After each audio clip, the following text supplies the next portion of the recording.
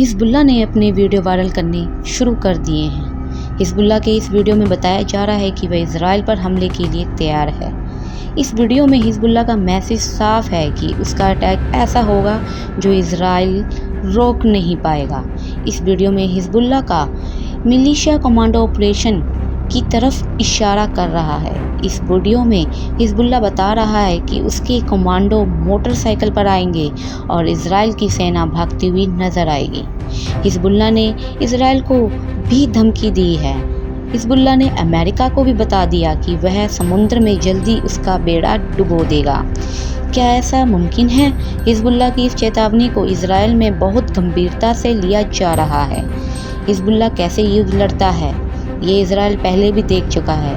इस बार गाज़ा को बचाने के लिए हिज़्बुल्लाह इजराइल से लड़ना चाहता है और इस बात को लेकर इजराइल से अमेरिका बेचैन हो गया है। ये दोनों देश हिज़्बुल्लाह को आतंकवादी संगठन मानते हैं, जबकि रूस, चीन, कतर, ईरान और भारत भी हिज़्बुल्लाह को आतंकी संगठन नहीं मानते। संयुक्त राष्ट्र हिज़्बुल्लाह को सिर्फ एक मिलिशिया मानता है, लेकिन हिज़्बुल्लाह की नई धमकियों के बाद कई सवाल उठे हैं। सवाल नंबर 1, हिज़्बुल्लाह कौन है? तो जवाब, हिज़्बुल्लाह लेबनान की एक राजनीतिक पार्टी है जिसका अपना एक मिलिशिया है। सवाल नंबर 2, हिज़्बुल्लाह की ताकत क्या है? तो जवाब है, हिज़्बुल्लाह के पास 1000 लड़ाके हैं जो लेबनान की आर्मी से भी ज़्यादा खतरनाक मानी जाती है। सवाल नंबर 3, हिज़्बुल्लाह क्यों इजराइल और अमेरिका को धमकाता है? लेबनान ने हिज़्बुल्लाह संगठन को खड़ा करने वाला है ईरान, और ईरान अमेरिका और इजराइल का सबसे बड़ा दुश्मन माना जाता है। सवाल नंबर 4, हिज़्बुल्लाह को इजराइल क्यों इतना बड़ा खतरा मानता है? तो जवाब, हिज़्बुल्लाह ने रूस की फ़ौज के साथ मिलकर सीरिया के आईएस को पूरी तरह ख़त्म कर दिया है। हिज़्बुल्लाह ने ईरान के ऑर्डर पर सीरिया में युद्ध लड़ा और अब वहां तैनात है। सवाल नंबर 5, क्या हिज़्बुल्लाह इजराइल को हरा सकता है? हिज़्बुल्लाह 2006 में ईरान के खिलाफ युद्ध लड़ चुका है। 34 दिनों तक चले इस युद्ध में इजराइल को सीज़ फायर के बाद लेफ्टिनेंट के पीछे हटना पड़ा था।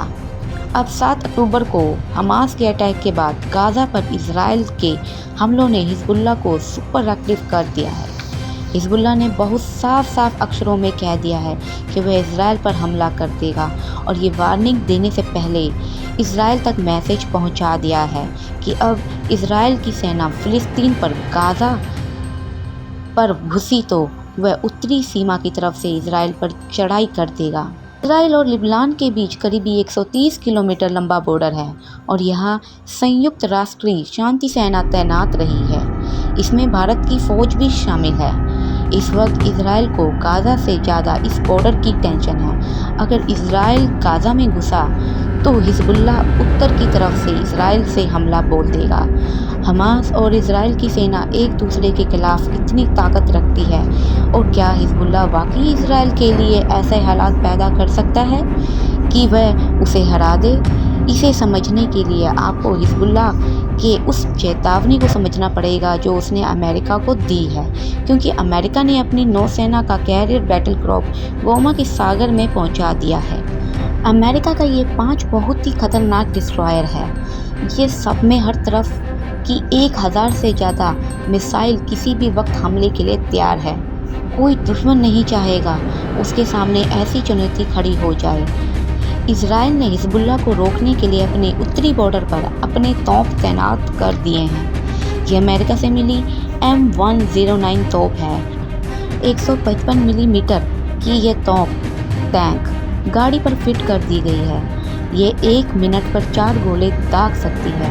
इस तरह से देखा जाए तो लेबनान बॉर्डर पर इजराइल ने अपनी तैयारियां कर दी हैं। यहाँ रडार भी लगे हुए हैं और इलेक्ट्रॉनिक सिस्टम भी, जो हिज़्बुल्लाह की हरकतों पर नज़र रखते हैं। 2006 के बाद इस बॉर्डर पर इससे ज़्यादा तनाव नहीं देखा गया है, और अब हिज़्बुल्लाह के वार्निंग के बाद सबकी नज़र ईरान पर भी है, और उसके बाद उसके एक दोस्त सीरिया पर भी है। इजराइलों ने बोला पहाड़ियों पर भी टैंक पहुंचा दिए गए हैं। ये जगह सीरिया का हिस्सा भी है, लेकिन 67 में युद्ध के बाद इजराइल ने सीरिया के इस हिस्से को अपने में मिला लिया है और तभी से ये इलाका इजराइल के कंट्रोल में है। देखा जाए तो इस वक्त पूरी पश्चिमी एशिया में युद्ध की चिंगारी पहुंच चुकी है। इजराइल से लेकर गाज़ा और गाज़ा से लेकर इराक, अब लेबनान तक पहुंच चुकी है। चिंगारी सीरिया और ईरान में भी नज़र आ रही है। धन्यवाद।